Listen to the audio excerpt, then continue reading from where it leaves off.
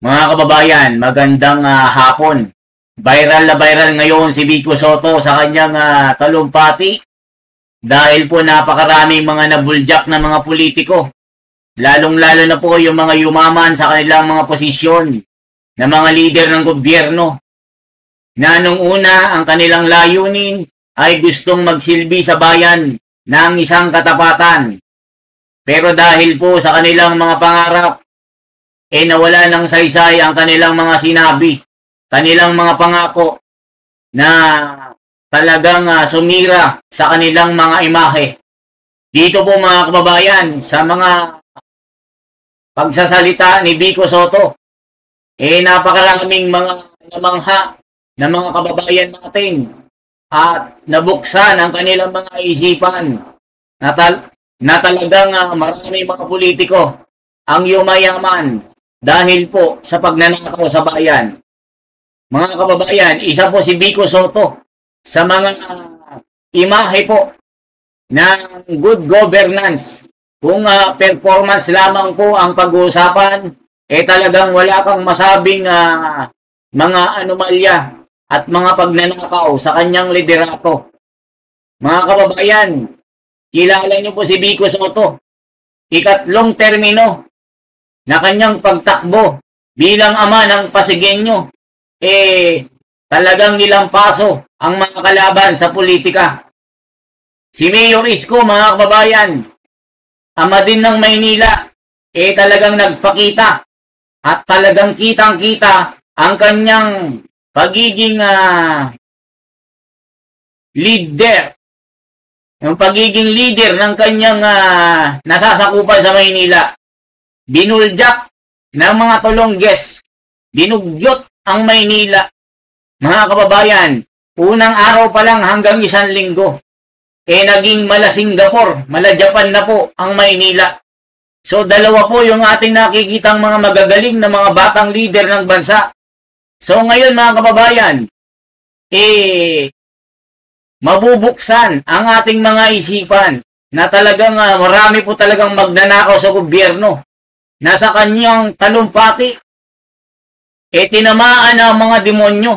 Mga kababayan, talagang kumbaga sa solid na mga ribat, na mga rapper, itong si Vico Sotto, talagang na-bullseye ang gusto ng bayan. Mga kababayan, ito na po.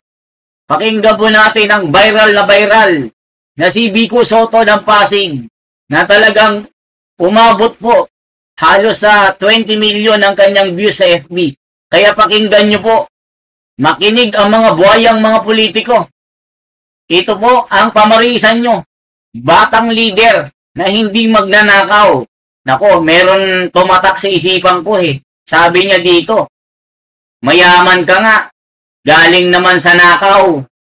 Mga kababayan, makapangyarihan ka nga. Ang dami mo naman natatapakan. Nako po mga kababayan, ang daming sapol. Yung mayaman ka nga pero galing naman sa nakaw. Nako, napakaraming nasapol dito. Alam niyo naman yung panahon ngayon mga kababayan. Talagang lantaran po ang pagnanakaw. Kaya ito na po, si Vico Sotto. Pakinggan po natin ang pagbibigay niya ng linaw at liwanag sa mga Pilipino. Bakit siya tumakbo sa kanyang posisyon ngayon, sa kanyang kinalalagyan? Ito po ang matinding mensahe niya sa mga estudyante. Ito po mga kababayan, hindi lamang sa mga estudyante kundi gumulantang ito sa mga Pilipino at sa buong mundo. Gulat na gulat dito. Ito hindi po ito mga pangkalahatan po ito mga kababayan Pakinggan niyo po si Vico Sotto kasi dito po maliliwanagan ang bawat isipan ng mga Pilipino. Kaya yung mayaman, yung mga nasa gobyerno, talagang mga korap. Ito na po, Vico Sotto, pasok! Erihan ka, may posisyon ka, pero ang dami mong tinapakan at inagrabyado. Mayaman ka nga, galing naman sa nakaw yung kayamanan mo.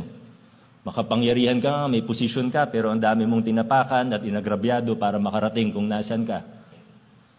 Ang pangarap ba natin sa buhay ay magkaroon ng mataas na posisyon?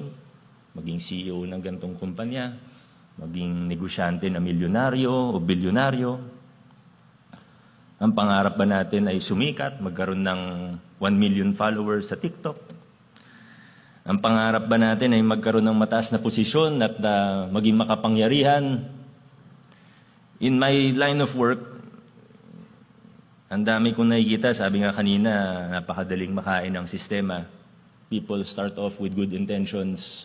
But the saddest thing that I've seen as a person in government or working with government are actually people who have the right intentions when they start. But along the way, they get lost, nakakain ng pangarap, ng ambisyon. And again, there's nothing wrong with ambition per se. There's nothing wrong with big, lofty dreams. Pero ang tanong, bakit ba yun yung pangarap natin? Ba't ko gusto magka-posisyon? Ask myself every day, ba't ko ba gusto maging mayor? Ba't ko ginusto maging mayor? Ba't ko ginusto maging engineer? Ba't ko ginusto na dito ako mag-a-apply ng trabaho? Pag may trabaho ka na, ba't ko gustong ma-promote? Ano bang meron?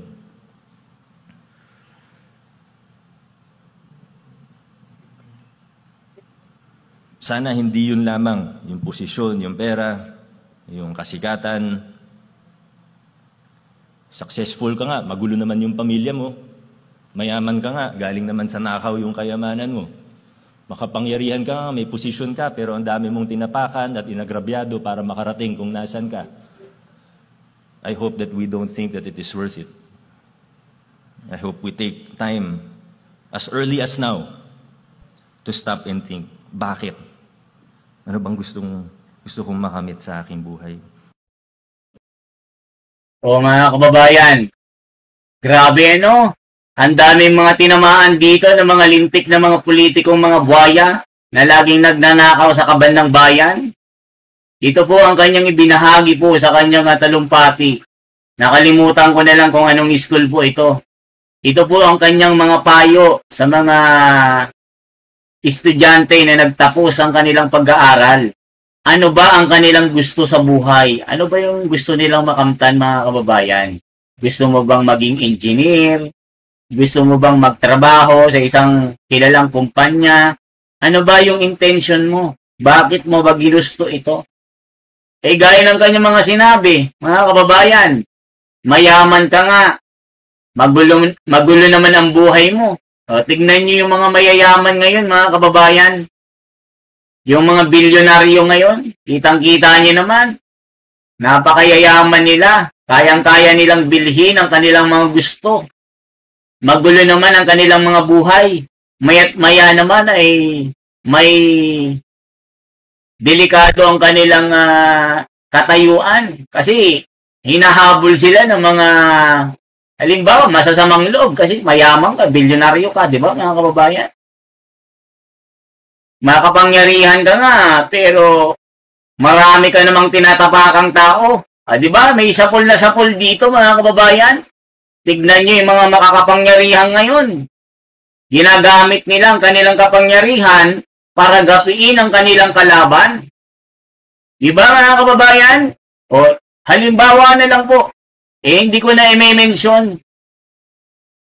O, di ba, mga kababayan, nasa kapangyarihan ka nga. Pero, meron ka namang natatapakang ibang tao. Di ba, ganyan ang ginagawa ng iba? Ginagamit nila ang kanilang kapangyarihan para supilin ang kanilang kalaban. Napapanahon lang po na isang Vico Soto. Nako, balang araw po si Vico Soto, mga kababayan. Talagang baka maging presidente po ito. Ako personally, mga kababayan, talagang naiiyak po ako sa mensahe ni Vico Soto. Nakakaiyak po talaga. Promise, naramdaman ko yung talagang kagat sa puso ko. Yung kanyang mga binitiwan na iba Tignan yung mga kababayan. Ito yung mga leader na tinitignan po natin na ang tanging hangad po nila ay yung kabutihan ng kanilang nasasakupan, yung kanilang pinamumunuan. na wala silang hangad kundi magsilbi, ibigay ang pangangailangan ng mga Pilipino. O tignan nyo po ang Pasig mga kababayan, nawala ang korupsyon. Sabi nga niya, nung una, ang daming mga politiko, yung kanilang intention, magtrabaho ng magtrabaho, pag nangangampan niya, ipapangako lahat.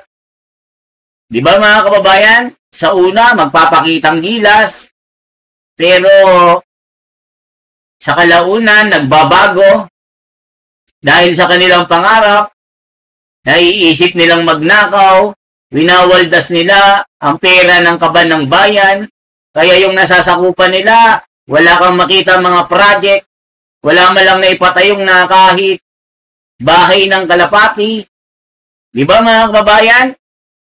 Tignan nyo po si Yorme mga kababayan, kahit sinasabi nila si Boy Benta, pero napakaraming mga project na makikita sa Maynila. Kita nyo yung sumalubong sa kanya sa Maynila, na talagang napakadugyot na Maynila. Tonel-toneladang mga basura, tonel-toneladang mga kalat, mga tulongges nagkalat, nagkabaon-baon sa utang ang Maynila, yung trash fund ng Maynila, kinulimbat bago mawala sa pwesto. Mga kababayan, napakaraming mga halimbawa. Yung mga binitiwan ni Vico Sotto, talagang napapanahon. Ano ba ang gusto mo? Ito ang sinabi sa mga estudyante na kung sakali mangarap sila, wag sanang kainin ng sistema. Tignan nyo po yung iba mga kababayan, kinakain ng sistema. Imbes magsilbi sa bayan. Sa una magaling. Sa una magpapasikat. Pero susunod, bulsa na ang pupunuin. Imbes na bulsa ng kaban ng bayan, gawin niya ang kanyang trabaho para umunlad ang kanyang nasasakupan. Ang nangyayari, ang kaban ng bayan, winawaldas, nilulustay. Mga kababayan, ano bang sinasabi ni Vico Sotto? Pakinggan natin sa huling bahagi mga kababayan. Talagang ito ang tatatak sa ating mga isipan. Meron pa palang mga leader na ganito, na ang kanilang hangarin ay magsilbi lang talaga. Naalala ko tuloy si Vico Sotto. May cellphone ito na talagang umagaw po sa social media kasi nag-picture po ito, nag-selfie. Yung kanyang resolution ng kanyang cellphone, mga kababayan, labo-labo.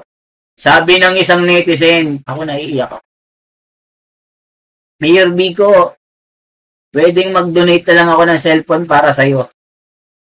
Ang labo kasi nang kuha mo Kaya tignan nyo, cellphone, hindi makabili si Mayor Vico kasi, ang ginagawa niya ay nagpapakita po siya ng halimbawa sa kanyang nasasakupan na hindi siya yung politiko na nakikita sa kanya yung luho. Yung iba, relo pa lang, 50 million na.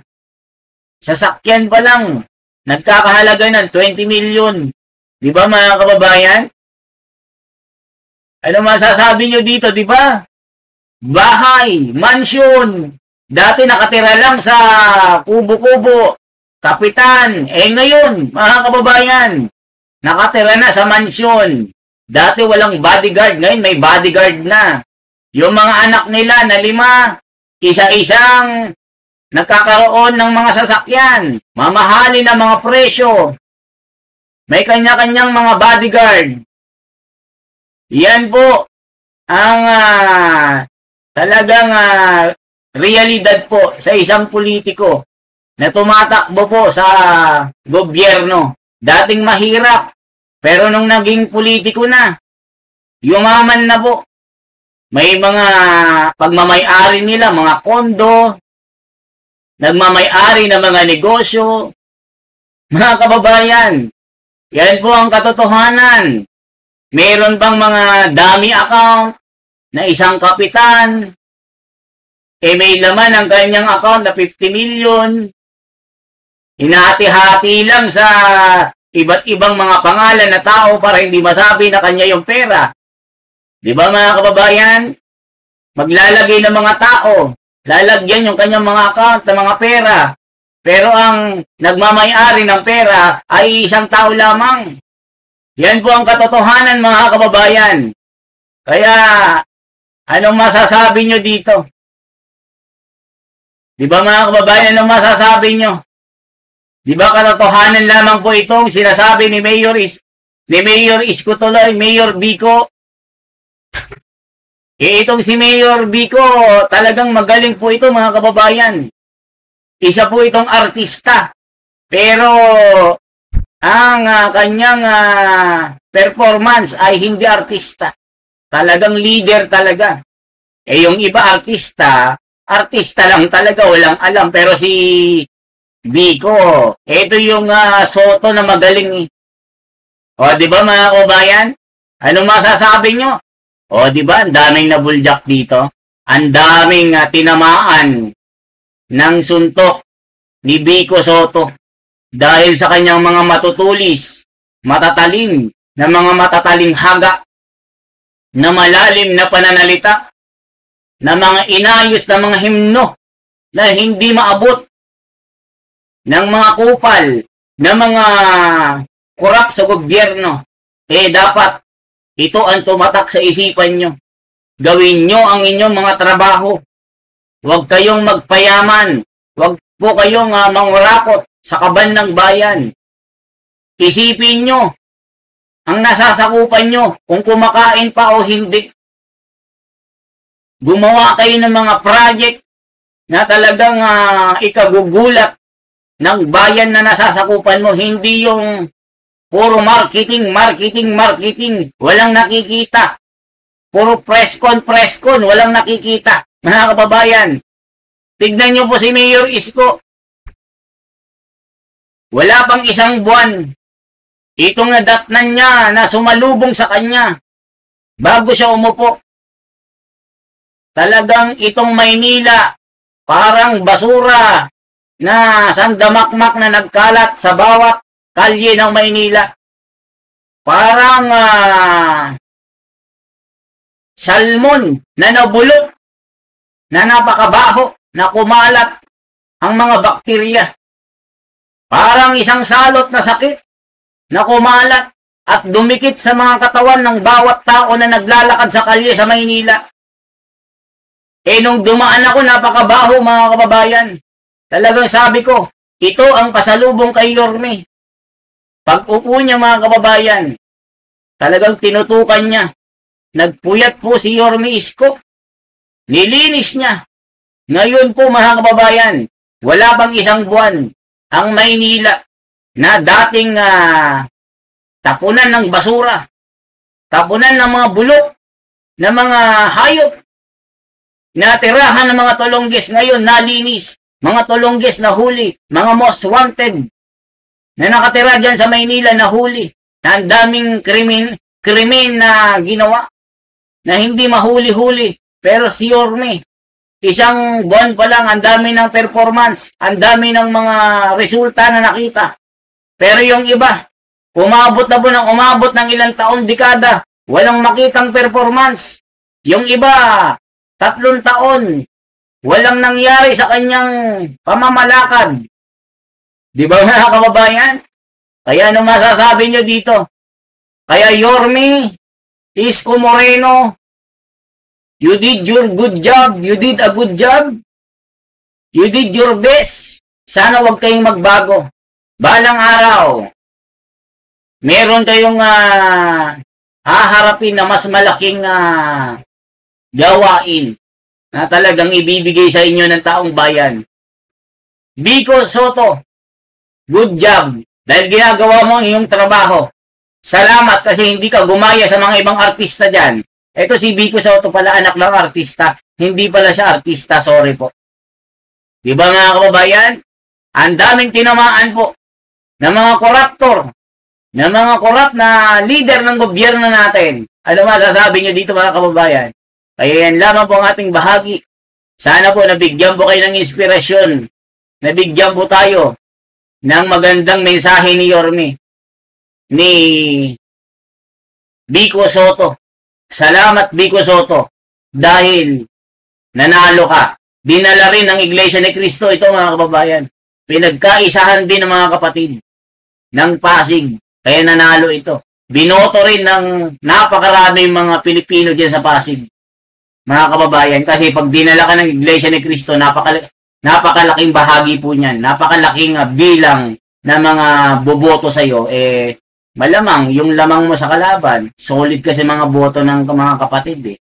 Pag binoto ka, yun na yung lamang mo. Diba, mga kababayan? Kaya salamat po. Isang like po, isang share, at isang subscribe. Masaya na po tayo, mga kababayan. Salamat po ng marami. Mabuhay po.